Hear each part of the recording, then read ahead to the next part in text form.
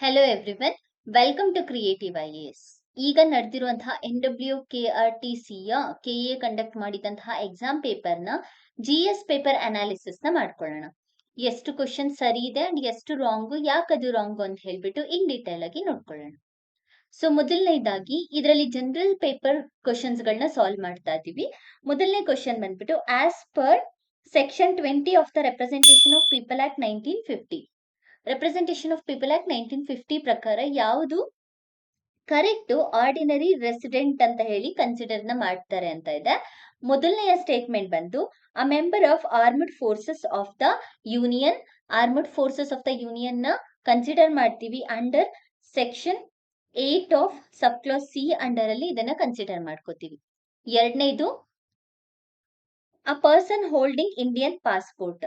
Passport ಯಾರ ಹತ್ರ passport ಇರುತ್ತೆ ಅವರೆಲ್ಲರೂ ಕೂಡ ಇಂಡಿಯನ್ ಸಿಟಿಸನ್ಸ್ ಆಗ್ತಾರೆ, ಅಥವಾ ಅವರ ರೆಸಿಡೆಂಟ್ ನ ಆರ್ಡಿನರಿ ರೆಸಿಡೆಂಟ್ ನ ಡಿಫೈನ್ ಮಾಡುತ್ತೆ ಅಂತ ಹೇಳಿದ್ರೆ ಅದು ರಾಂಗ್. ಬಿಕಾಸ್ ಎಷ್ಟು ಜನ NRIs ಹತ್ರ ಪಾಸ್ಪೋರ್ಟ್ಸ್ ಇರುತ್ತೆ, ಸೊ ಅವರು ಆರ್ಡಿನರಿ ರೆಸಿಡೆಂಟ್ ಆಗಿರ್ತಾರ?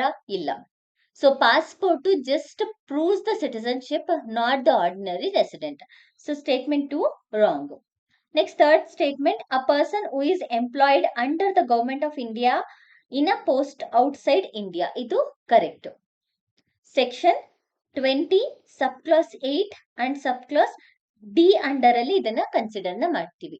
ಲೈಕ್ IFS ಆಫೀಸರ್ಸ್ ಆಗಿರಬಹುದು, ಸೆಂಟ್ರಲ್ ಗವರ್ಮೆಂಟ್ ಎಂಪ್ಲಾಯೀಸ್ ಆಗಿರಬಹುದು, ಇದರಲ್ಲಿ ಬರ್ತಾರೆ. Next, a member of a force to which provision of Army Act 1950 have been made applicable.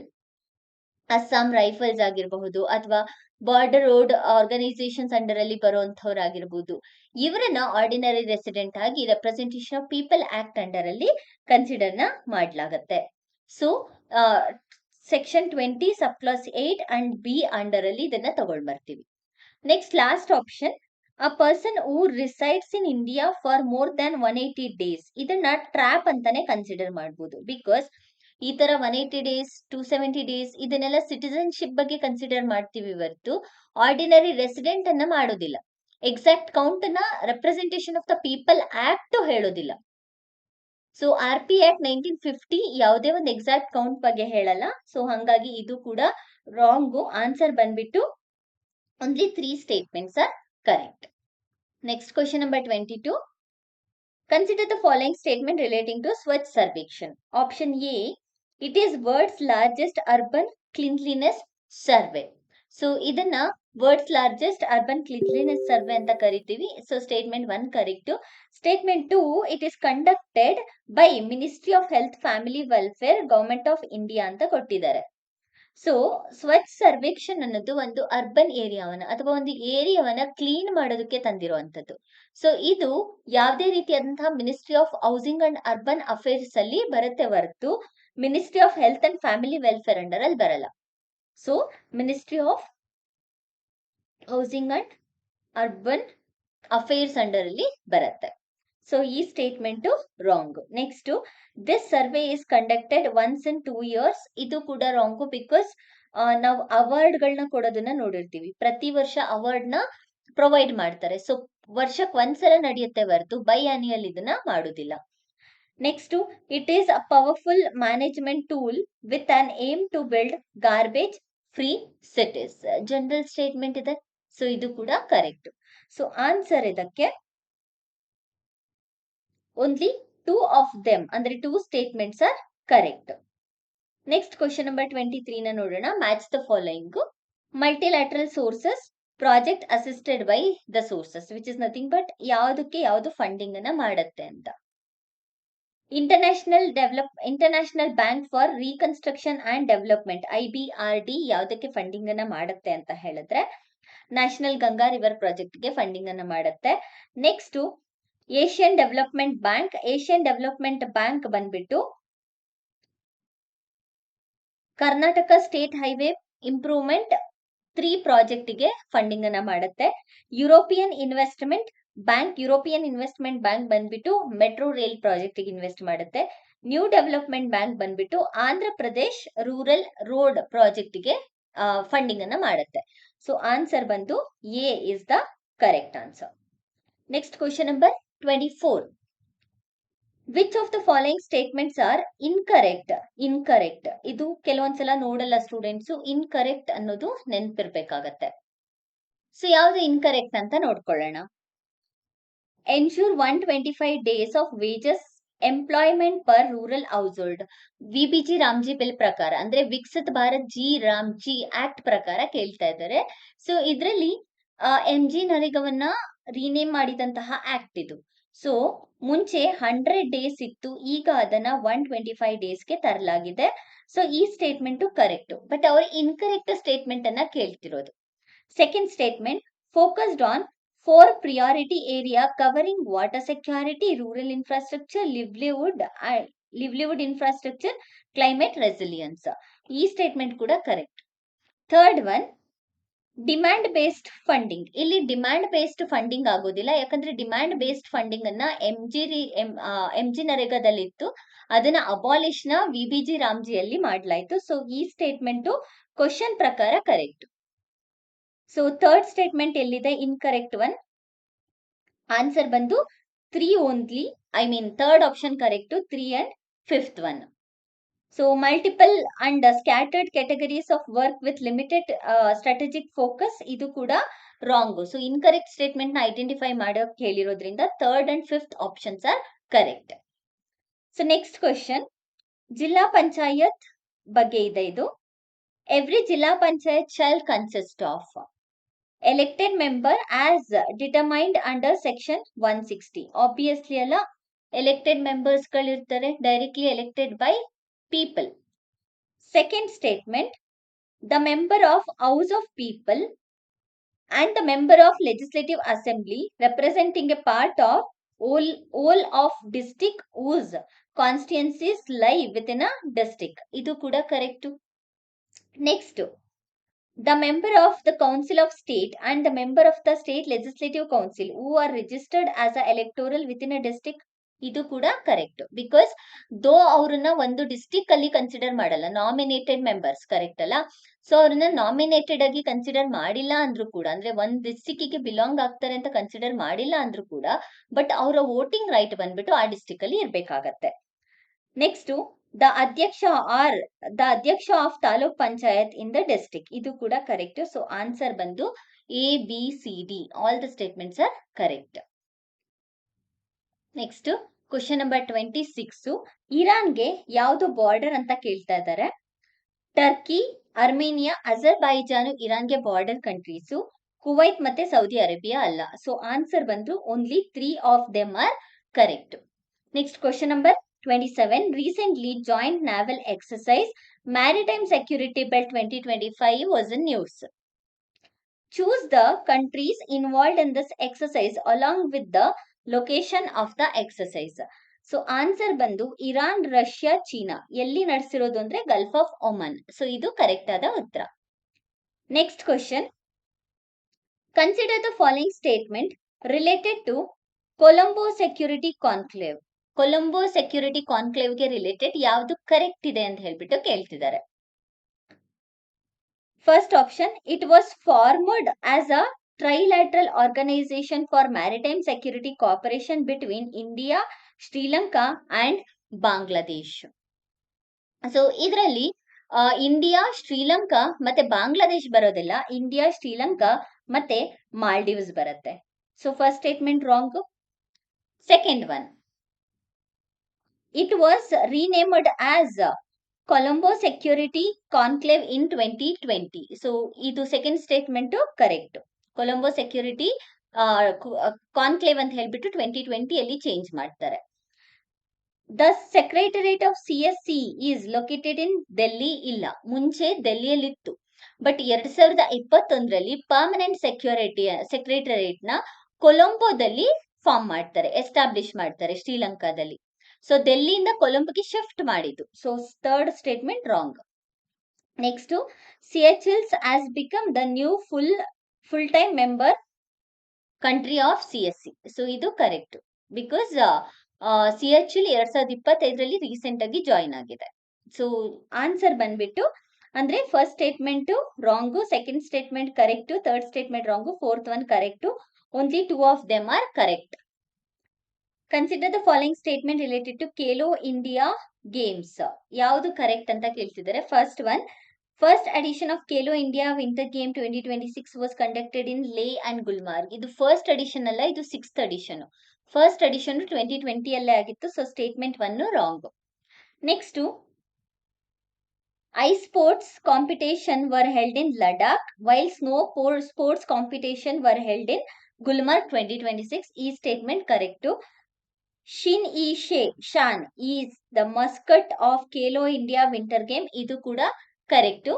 Next, Himachal Pradesh topped the team standing in Khelo India winter game 2026. ಇದು wrong. Indian army place ಅಲ್ಲಿ ಬಂದಿತ್ತು.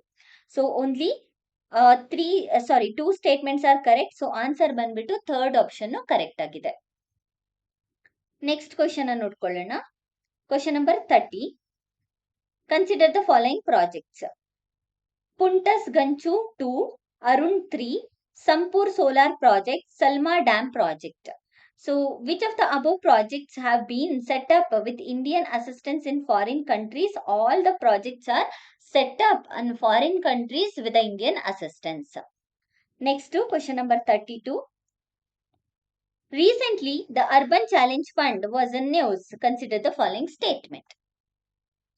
All cities with a population of 1 crore or more as per 2025 estimates are covered under this. ಇದು wrong.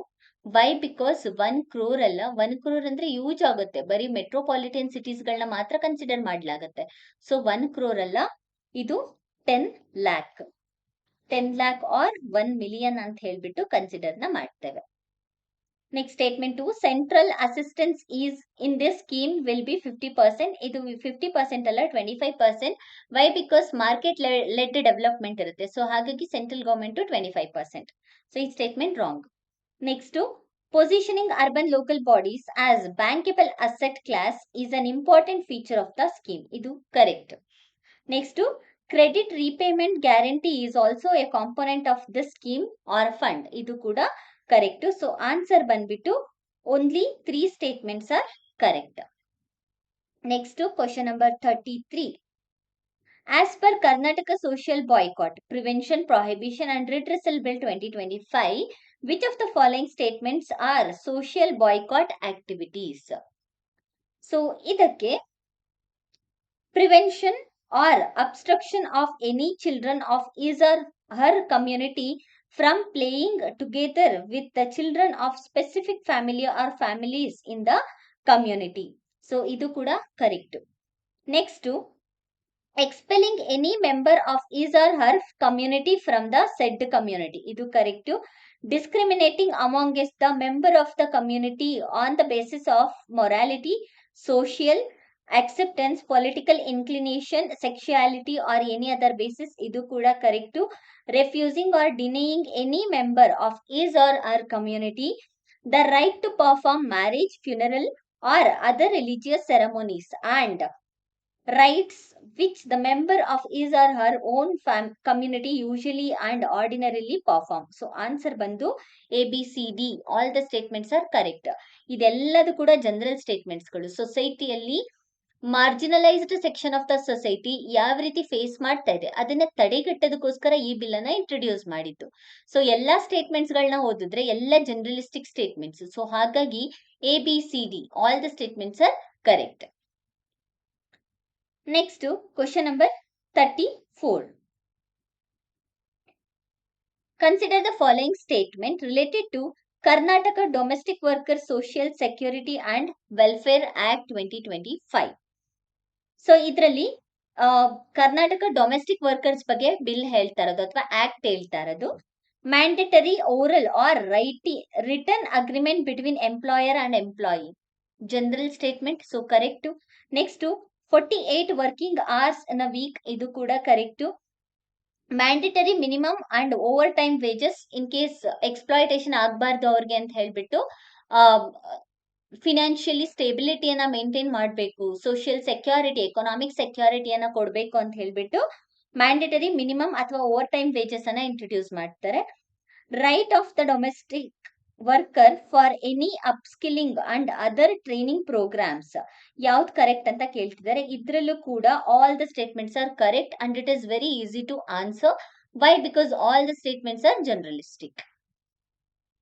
Next to question number 35. Which of the following statement are incorrect in respect to Tamil writer? Incorrect statement ಅನ್ನ identify ಮಾಡಕ್ ಕೇಳ್ತಾ ಇದ್ದಾರೆ. So Vairamuthu Ramaswamy, the recipient of 60th Jnanpith award for the year 2025. ಇವ್ರ ಬಗ್ಗೆ first statement, is the recipient of Padmashri Padmabhushan award. ಇದು correct. Next, he holds the unique distinction of being the only person in India to have won the National Film Award for the best lyrics 10 times. So, is the only ಅಂತ ಕೇಳಿರೋದ್ರಿಂದ ಇದು first of all wrong ಆಗುತ್ತೆ. Next, he is the second writer from Tamil literature to receive Jnanapita Award. No, he is the third person to get the Jnanapita Award. So ಯಾರ್ಯಾರು ಮಿಕ್ಕಿದವರು ಅಂದ್ರೆ PV ಅಖಿಲಾನ್, ಹಾಗೆ ಇನ್ನೊಬ್ರು ಬಂದ್ಬಿಟ್ಟು ಜಯಕಾಂತನ್ ಅಂತ ಹೇಳ್ಬಿಟ್ಟು. ಸೊ ಇವರಿಗೆ ಮುಂಚೆ ಸಿಕ್ಕಿರುತ್ತೆ. ಅದಾದ್ಮೇಲೆ ಥರ್ಡ್ ಪರ್ಸನ್ ಬಂದ್ಬಿಟ್ಟು ವೈರಮುತ್ತು ರಾಮಸ್ವಾಮಿ ಅವರು. ಸೊ ಆನ್ಸರ್ ಇದಕ್ಕೆ, ಸೊ ಇಲ್ಲಿ ಬಿ ಮತ್ತೆ ಸಿ ಎರಡು ಕೂಡ ಎಲಿಮಿನೇಟ್ ಮಾಡ್ಕೋತೀವಿ. ಆನ್ಸರ್ ಬಂದ್ಬಿಟ್ಟು A only is the right answer. Because ಇಲ್ಲಿ A only is the right answer ಅಲ್ಲ, ಇನ್ಕರೆಕ್ಟ್ ಕೇಳಿರೋದ್ರಿಂದ ಇದಕ್ಕೆ ಆನ್ಸರ್ ಬಂದ್ಬಿಟ್ಟು B and C is the right answer. That is second option is the correct one. Next question number 36. Identify the wrongly matched pair. ಯಾವುದು wrong ಆಗಿದೆ ಅದನ್ನ identify ಮಾಡಿ ಅಂತ ಕೇಳ್ತಾ ಇದ್ದಾರೆ. ಸೊ ಫಸ್ಟ್ ಒನ್ ಬಂದು ಬೆಸ್ಟ್ ಪಿಕ್ಚರ್ ಸಿನ್ನರ್ಸ್. ಅಂದ್ರೆ 98th academy award ಅನ್ನ ಯಾವ್ದು ಕೊಟ್ಟಿದ್ದಾರೆ ಅಂತ ಹೇಳಿ ಕೇಳ್ತಾ ಇದ್ದಾರೆ. ಬೆಸ್ಟ್ ಪಿಕ್ಚರ್ ಸಿನ್ನರ್ಸ್ ಅಂತ ಹೇಳಿ ಹೇಳ್ತಿದ್ದಾರೆ. ಆಕ್ಚುಲಿ ಬೆಸ್ಟ್ ಪಿಕ್ಚರ್ ನ ಇದು ಕೊಡ್ಲಿಲ್ಲ. ಬೆಸ್ಟ್ ಪಿಕ್ಚರ್ ಬಂದ್ಬಿಟ್ಟು ಪೌಲ್ ಥಾಮಸ್ ಅವರ, ಅಂದ್ರೆ ಪೌಲ್ ಥಾಮಸ್ ಆಂಡರ್ಸನ್ಸ್ ಅವರು ಬರೆದಂತಹ battle after another, one battle after another ಅನ್ನೋದಕ್ಕೆ ಬೆಸ್ಟ್ ಪಿಕ್ಚರ್ ಅವಾರ್ಡ್ ಅನ್ನ ಕೊಡ್ಲಾಯ್ತು. ಸೊ ಇದು ರಾಂಗು, ಇನ್ನು ಉಳಿದಿರೋದೆಲ್ಲದು ಕೂಡ ಕರೆಕ್ಟ್. ಸೊ ಆನ್ಸರ್ ಬಂದ್ಬಿಟ್ಟು ಬಿ ಸಿ ಡಿ ಮೂರ್ ಕರೆಕ್ಟ್ ಇದೆ. ರಾಂಗ್ಲಿ ಮ್ಯಾಚ್ ಕೇಳಿರೋದ್ರಿಂದ A only is the right answer. Name the Indian sculpture who designed the Statue of Unity, which is world's tallest statue with height of 182 meter. Answer ಬಂದ್ಬಿಟ್ಟು ರಾಮ್ ವಂಜಿ ಸುತಾರ್. ಇದು correct ಆದ ಉತ್ತರ. Next question number 38. The ANRT Venture Center Outreach Initiative is a specialized program launched on the eve of National Science Day 2026 by the ANRF. Expand ANRF. ANRF ಅಂದ್ರೆ ಏನು ಅಂತ question ನ ಕೇಳ್ತಾ ಇದ್ದಾರೆ. ಅನುಸಂಧಾನ್ ನ್ಯಾಷನಲ್ ರಿಸರ್ಚ್ ಫೌಂಡೇಶನ್. ಇದು correct ಆದಂತಹ ಉತ್ತರ. Question number 39. Name the AI powered. Question number 39. Name the AI-powered integrated digital system that provides farmers with information on schemes, weather forecasting, market prices, crop advices, etc. in their own language through mobile or simple phone calls. It was launched on February 2026. So answer bandu Bharat Vistar is the right answer. Next to question number 40. In which of the following women event at the Asian Shooting Championship held in February 2026, Meghna Sajnar, an Indian rifle shooter, has secured bronze medal while she was in the advanced stages of pregnancy 8 months? ಯಾವ್ದ್ರಲ್ಲಿ ತಗೊಂಡ್ರು ಅಂತ ಕೇಳ್ತಿದ್ದಾರೆ. Answer ಬಂದ್ಬಿಟ್ಟು 10 metre air rifle ಅಲ್ಲಿ ಅವರು award ಅನ್ನ ತಗೊಳ್ತಾರೆ. Next question. Which of the following statement are correct with respect to 100th launch from Satish Dhawan Space Center in the Sriharikota on 29th January 2025? So, idರಲ್ಲಿ it was the first mission undertaken by newly appointed ISRO chairman K. Shivan ಅಂತ ಹೇಳಿದ್ದಾರೆ. K. Shivan ಅವರಲ್ಲ, ಯಾಕೆ ಅಂತ ಹೇಳಿದ್ರೆ doctor V Narayan ಅವರು ಇರೋದು ಇವಾಗ. ನಾರಾಯಣನ್ ಅಂತ ಹೇಳಿ ಕರಿತೀವಿ ಅವ್ರನ್ನ. ಅವ್ರು ಇರೋದ್ರಿಂದ ಈಗ ಅವ್ರದ್ದು ಫಸ್ಟ್ ಅಂಡರ್ಟೇಕನ್ ಲಾಂಚ್ಡ್ ಅಂತ ಹೇಳ್ಬೋದು ಇದನ್ನ. So C option wrong. Option C ಅನ್ನ ಎಲಿಮಿನೇಟ್ ಮಾಡಿದ್ರೆ ಎ ಮತ್ತೆ ಥರ್ಡ್ ಮತ್ತೆ ಫೋರ್ತ್ ಆಪ್ಷನ್ ಉಳ್ಕೊಳ್ಳುತ್ತೆ. ಸೊ ಫಸ್ಟ್ ಆಪ್ಷನ್ ಬಂದ್ಬಿಟ್ಟು the name of the historic mission GSLV F-15 or NVS-02 ಇದು correct. It was 17th flight India's GSLV ಇದು ಕೂಡ correct. Answer ಬಂದು A and B is the right answer. Next question number 42. In the Karnataka budget 2026-27, it was announced that 6 Vidyarthi Indira Canteen will be established to provide affordable hygienic meals to students pursuing higher studies and competitive exam preparation. With regard to number of canteen and their location, identify the correct answer from the option given below. Answer ಬಂದ್ಬಿಟ್ಟು 2 ಕಲಬುರ್ಗಿಯಲ್ಲಿ, 2 ಧಾರವಾಡಲ್ಲಿ, 2 ಬೆಂಗಳೂರಲ್ಲಿ. So 3 options correct. ಇದನ್ನ ಹೇಗೆ identify ಮಾಡಬಹುದು ಅಂತ ಹೇಳಿದ್ರೆ, usually Kalaburagi, Dharwad, Bengaluru. So ಈ 3 place ಅಲ್ಲಿ highest competitive students ಗಳು ಓದ್ತಾ ಇದ್ದಾರೆ. ಸೊ ಈ 3 ಇರುವಂತಹ ಜಾಗ ಬಂದ್ಬಿಟ್ಟು ಅಂದ್ರೆ ಆಪ್ಷನ್ಸ್ ಅಲ್ಲಿ ಇರೋದು ಇದು ಒಂದ್ರಲ್ಲೇನೆ. ಸೊ ಹಾಗಾಗಿ ಆನ್ಸರ್ ಬಂದು option 2 is the right answer. Next question. Shri Gyanesh Kumar is the chief election commissioner in India. Identify the 2 election commissioner of India as on 15th March 2026. Other 2 election commissioners ಯಾರ್ಯಾರು ಅಂತ ಕೇಳ್ತಿದ್ದಾರೆ. So first one doctor Sukhbir Singh Sandhu ಇದು correct, election commissioner ಇವರು. Next Shri Arun Goel ಅವರಲ್ಲ.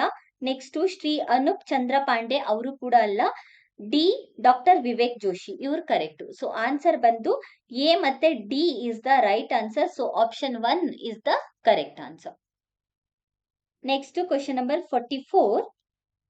Shri Ankegowda, a book collector from Karnataka, has contributed a lot for promoting literacy and learning. Identify the incorrect statement pertaining to Sri Ankegowda. Our Ankegowda related to ಯಾವ್ದು incorrect ಅಂತ ಹೇಳಿ ಕೇಳ್ತಾ ಇದ್ದಾರೆ. So he is the founder of ಪುಸ್ತಕ್ ಮನೆ library. So first option correct. Second one the library has been established at Mandya. ಇದು ಕೂಡ correct. Third one in 2026 government of India honoured him Padma Vibhushan award ಇದು wrong, extreme statement ಆಗೋಯ್ತು. So ಹಾಗಾಗಿ C is the incorrect one. Option 4 is the correct answer. Next question number 45. On June 5th 2026, partnering with United Nations Environmental Program, which country will host World Environmental Day 2026 to focus on urgent climatic change action? Answer Azerbaijan. Azerbaijan host ಮಾಡ್ತಾ ಇದೆ world environmental ಡೇನ. So answer ಬಂದು option 2 is the right answer. Next question number 46. Consider the following statement with reference to earth's northern hemisphere. Northern hemisphere ನ consider ಮಾಡ್ಕೊಂಡ್ರೆ ಯಾವುದು correct ಅನ್ನೋದು question. So southern hemisphere, northern hemisphere, ಇದನ್ನ southern hemisphere ಅಂತೀವಿ, ಇದನ್ನ northern hemisphere ಅಂತೀವಿ. ಕರೆಕ್ಟಾ? So northern hemisphere highest land mass ಇರುವಂತದ್ದು, southern hemisphere lowest land mass ಇರುವಂತಹ area. It is called land hemisphere. Generalistic ಆಗಿ ಹೇಳಿದ್ರೆ ಲ್ಯಾಂಡ್ ಹೆಮಿಸ್ಪಿಯರ್ ಅಂತ ಕರಿತೀವಿ. Next it is completely covered by land. Northern hemisphere complete ಆಗಿ land cover ಆಗಿದೆಯಾ ಅಂದ್ರೆ ಅಲ್ಲಿ ವಾಟರ್ ಐಸು ಏನೂ ಇಲ್ವಾ? ಇದೆ. So option B wrong. Next Southern Hemisphere is covered by 57% land mass. 57% is too huge. It is just having a 81% water and 19% of the land area. 81% water ಇದೆ, 19% land area ಇದೆ. Next, Northern Hemisphere has more land mass compared to Southern Hemisphere. ಹೌದು, Northern Hemisphere ಜಾಸ್ತಿ land mass ಇದೆ compared to Southern Hemisphere. So answer ಬಂದ್ಬಿಟ್ಟು only 2 statements are correct. Next, find the correct sequence of waterfall from source to mouth in the Kaveri river. Kaveri river ಅಲ್ಲಿ ಯಾವ waterfall sequence correct ಇದೆ ಅದನ್ನ identify ಮಾಡಿ ಅಂತ ಹೇಳಿ ಕೇಳ್ತಾ ಇದ್ದಾರೆ. ಫಸ್ಟ್ ಒನ್ ಹೊಗೆನಾಕಲ್, ಶಿವನ ಸಮುದ್ರ, ಚುಂಚನಕಟ್ಟೆ. ಸೆಕೆಂಡ್ ಒನ್ ಚುಂಚನಕಟ್ಟೆ, ಶಿವನ ಸಮುದ್ರ, ಹೊಗೆನಕಲ್. ಇದು ಕರೆಕ್ಟ್ ಆದಂತಹ sequence. So option 2 is the right answer. Next question number 48. River valley project ಮತ್ತೆ ಅದರ ರಿವರ್ ಅನ್ನ ಮ್ಯಾಚ್ ಮಾಡಿ ಅಂತ ಕೇಳ್ತಿದ್ದಾರೆ. ತಿಲಯ್ಯ, ಪಂಚೆಟ್ ಹಿಲ್, ಓಂಕಾರೇಶ್ವರ, ಜೋಬಾಟ್. ಇದಕ್ಕೆ ಕರೆಕ್ಟ್ ಆಗಿರೋ ಆಪ್ಷನ್ ಯಾವುದು ಅಂತ. ಸೊ ಇದಕ್ಕೆ ಫಸ್ಟ್ ಒನ್ ತಿಲಯ್ಯ, ಇದಕ್ಕೆ Barakar is the right answer. ಪಂಚೆಟ್ಗೆ Damodar is the right answer. Omkareshwar, Narmada is the right answer. Jobat, Hathni is the right answer. So answer ಬಂದ್ಬಿಟ್ಟು third option is correct. Next question number 49 ಅನ್ನ ನಾವು ನೋಡ್ಕೊಂಡ್ರೆ, consider the following statement. From east to west, east ಇಂದ west ಗೆ Russia spans 11 time zone but groups them into 6 standard time zone. No, ರಷ್ಯಾಗೆ 11 time ಝೋನೇ ಇದೆ, but individual ಆಗಿ work ಆಗ್ತಿದೆ. ಯಾವುದನ್ನು ಕೂಡ 6 ಟೈಮ್ ಝೋನ್ ಆಗಿ ಅದು ಗ್ರೂಪ್ ಮಾಡಿಲ್ಲ. ಸೊ ಆನ್ಸರ್ ಬಂದ್ಬಿಟ್ಟು ಎ ಸ್ಟೇಟ್ಮೆಂಟ್ ರಾಂಗ್. ನೆಕ್ಸ್ಟ್ ನೋಡೋಣ. China covers 5 time zone but runs 2 national times. ಇದು ರಾಂಗು. ಚೀನಾ ಒಂದೇ ಟೈಮ್ ಝೋನ್ ನ ಇಟ್ಕೊಂಡಿದೆ, that is a Beijing standard time. So neither 1 nor 2 is the right answer. Next question number 50. Which of the following statement are correct with reference to northern plains in India? Northern plains ಗೆ compare ಮಾಡ್ಕೊಂಡ್ರೆ ಯಾವ್ದು correct ಅಂತ ಹೇಳ್ತಿದ್ದಾರೆ. Babar is narrow belt 8 to 10 kilometer width where heavy material of rocks and boulders are deposited. This is correct one. Next, Terai region is with a width of 10 to 20 kilometer where rivers and streams re-emerge creating marshy and swampy condition. Idu kuda correct. Next, the old and new alluvial deposits are known as Kadar and Bangar respectively. Wrong. Old alluvial soil is called as Bangar. New alluvial soil call it as Kadar. So ಈ statement wrong. C ಅನ್ನ eliminate ಮಾಡ್ಕೊಂಡ್ರೆ ಇದೆರಡು option ಉಳಿಯುತ್ತೆ. D statement ನ ನೋಡೋಣ. These plains are mature stage of fluvial, erosional and depositional landforms such as sandbars, meanders, oxbow lakes and braided canals. So idu correct. So answer bandu 3 A B D is the right answer. Next, according to Karnataka Grama Swaraj and Panchayat Raj Act 1993, if the Adhyaksha of Gram Panchayat fails to convene the meeting when due or necessary, who shall convene such meeting? In case ಅಧ್ಯಕ್ಷ meeting ಅನ್ನ conduct ಮಾಡೋದಕ್ಕೆ fail ಆದ್ರೆ ಅಥವಾ meeting ಅನ್ನ organise ಮಾಡಕ್ಕೆ fail ಆದ್ರೆ ಯಾರು ಅದನ್ನ ಮಾಡ್ತಾರೆ ಅಂತ ಆನ್ಸರ್ ಬಂದ್ಬಿಟ್ಟು executive officer of taluk panchayat ಅದನ್ನ ಪ್ರಿಸೈಡ್ ಮಾಡ್ತಾರೆ. Next, consider the following statement. Article 262 of the Constitution provide for the adjudication of interstate water dispute. Article 262 ಪ್ರಕಾರ ಇದು correct. Next, Article 263 refers to the establishment of interstate council. Idu kuda correct. Zonal council are constitutional body. Zonal councils are statutory body. So answer bandu fourth one, that is A and B is the right answer. The imposition of president rule under Article 356 in any state is subjected to judicial review. Correct. ಯಾಕಂದ್ರೆ judicial review ಅನ್ನ ಮಾಡುವಂತಹ rights ಇದೆ, president rule ಅನ್ನ misuse ಮಾಡ್ಕೋತಾರೆ ಅಂತ ಹೇಳಿ. Next, imposition of president rule has no effect on fundamental rights of citizens. ಇದು ಕೂಡ ಕರೆಕ್ಟ್. ಫಂಡಮೆಂಟಲ್ ರೈಟ್ಸ್ ಗೆ ಯಾವುದೇ ರೀತಿ ಎಫೆಕ್ಟ್ ಆಗಲ್ಲ. ನ್ಯಾಷನಲ್ ಎಮರ್ಜೆನ್ಸಿ ಫಂಡಮೆಂಟಲ್ ರೈಟ್ಸ್ ಗೆ ಎಫೆಕ್ಟ್ ಆಗುತ್ತೆ. So answer both A and B is the right answer. Next, question number 54. Consider the following statement with regard to the original jurisdiction of the Supreme Court. Statement 1. The Supreme Court decides constitutional disputes between the center and state and interstate disputes too. Interstate ಅಂದ್ರೆ obviously supreme court under ಅಲ್ಲೇ ಬರುತ್ತೆ. So statement 1 correct. Statement 2, high courts are also empowered to decide interstate disputes. No, exclusive ಆಗಿ ಇದನ್ನ supreme ಕೋರ್ಟ್ಗೆನೆ ಕೊಟ್ಟಿರೋದು. Article 131 ಪ್ರಕಾರ, constitution ಅಲ್ಲಿರೋ article 131 ಪ್ರಕಾರ supreme court original jurisdiction ನ interstate related 2 or more States related disputes ಅನ್ನ ಸಾಲ್ವ್ ಮಾಡುವಂತಹ original jurisdiction ನ ಇಟ್ಕೊಂಡಿದೆ. ಸೊ ಆನ್ಸರ್ ಬಂದು statement 1 is correct, statement 2 is incorrect. Next question number 55. Read the following statement regarding union territories. First statement, union territories are governed by center. Union territories are governed by center. Idu correct. Union territories are autonomous administrative unit. No. Union territories ke autonomous na kododilla. They lack of autonomy. So statement 2 is wrong.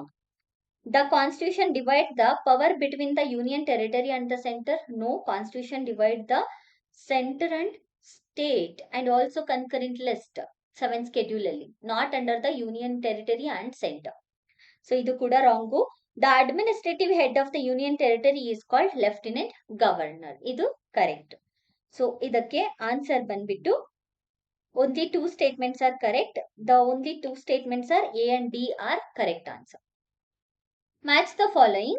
Constitutional body ಮತ್ತೆ corresponding articles ಬಗ್ಗೆ ಇದೆ. Controller and auditor general of India article 148 ಅಲ್ಲಿ ಬರುತ್ತೆ. So 148 ಅಲ್ಲಿ controller and auditor general of India ಬರ್ತಿದೆ ಅಂತ ಹೇಳಿದ್ರೆ obviously 70 range ಅಲ್ಲಿ 70 ಆರ್ಟಿಕಲ್ ರೇಂಜ್ ಅಲ್ಲಿ ಅಟಾರ್ನಿ ಜನರಲ್ ಆಫ್ ಇಂಡಿಯಾ ಬರಬೇಕು. ಸೊ ಥರ್ಡ್ ಆಪ್ಷನ್ಗೆ ಇದು ಕರೆಕ್ಟ್. ಸೆಕೆಂಡ್ ಆಪ್ಷನ್ಗೆ article 76 correct. National commission for backward classes ಬಂದ್ಬಿಟ್ಟು 340 ಅಂಡರ್ ಅಲ್ಲಿ ಬರುತ್ತೆ. ಎಲೆಕ್ಷನ್ ಕಮಿಷನ್ 324 ಅಂಡರ್ ಅಲ್ಲಿ ಬರುತ್ತೆ. ಸೊ ಆನ್ಸರ್ ಬಂದ್ಬಿಟ್ಟು 2 is the correct answer. Next question number 57. Green accounting is associated with green accounting. Environmental adjusted national income accounting, environmental adjusted. So this might be a correct one. Next to measurement of environmental cost caused by economic agent. Idu kuda correct. Next sustainable development, ಇದು ಕೂಡ correct. ಪೊಲ್ಯೂಟರ್ pay principal, ಇದು ಕೂಡ ಸರಿಯಾದ ಉತ್ತರ. Answer ಬಂದ್ಬಿಟ್ಟು option 3, A, B, C and D are the right answer. Next question number 58. Identify the correct statement from the statement given below regarding fundamental duties. Fundamental duties ಬಗ್ಗೆ ಕೇಳ್ತಾ ಇದ್ದಾರೆ. First one, the Constitution of India, which came into force in January 26, 1950. did not have any mention fundamental rights. ಸಾರಿ, ಇದು correct ಆದಂತಹ ಉತ್ತರ. ಯಾವುದೇ ರೀತಿ fundamental duties ಇರಲಿಲ್ಲ. Fundamental duties ನ ಅಮೆಂಡ್ ಮಾಡಿಬಿಟ್ಟು ಆಡ್ ಮಾಡ್ತೀವಿ. Next, the 11 fundamental duty can be found under article 51A is part 4A of the Constitution of India. So option B ಇದು ಕೂಡ ಸರಿಯಾದ ಉತ್ತರ. Next, the fundamental duties are extended to foreigners. Strictly it is for Indians, not for the foreigners.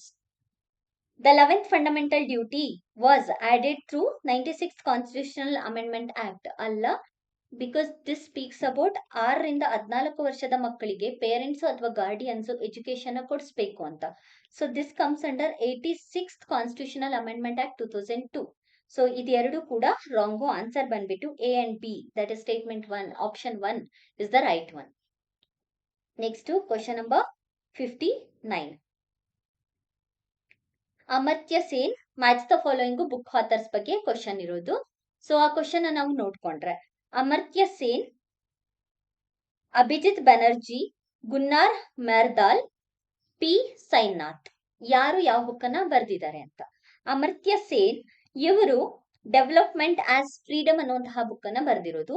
Abhijit Banerjee poor economy ಬಗ್ಗೆ, Gunnar Myrdal Asian drama ಬಗ್ಗೆ ಬರೆದಿದ್ದಾರೆ. P Sainath everybody loves a good drought ಇದನ್ನ ಬರೆದಿರೋದು. So answer ಬಂದು 3 is the correct answer. Next question number 60. Which of the following statement is correct regarding Monetary Policy Committee? Monetary Policy Committee consists of 6 members.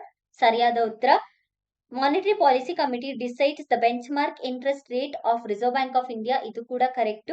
Union finance minister is the chairman, ex officio chairman ಬಂದ್ಬಿಟ್ಟು RBI governor, not a finance minister. So answer C ನ eliminate ನ ಮಾಡ್ಕೊಂಡ್ರೆ answer ಬಂದ್ಬಿಟ್ಟು A and B is the right answer. So next ಉಳಿದಿರುವಂತಹ 40 question next part ಅಲ್ಲಿ ನೋಡ್ಕೊಳ್ಳೋಣ. So mark ಮಾಡ್ಕೊಳ್ಳಿ, so that ಯಾವ್ದ್ರಲ್ಲಿ ಕರೆಕ್ಟ್ ಇದೆ ಯಾವ್ದು ರಾಂಗ್ ಇದೆ ಅಂತ ಹೇಳಿ ಗೊತ್ತಾಗುತ್ತೆ. Thank you for watching.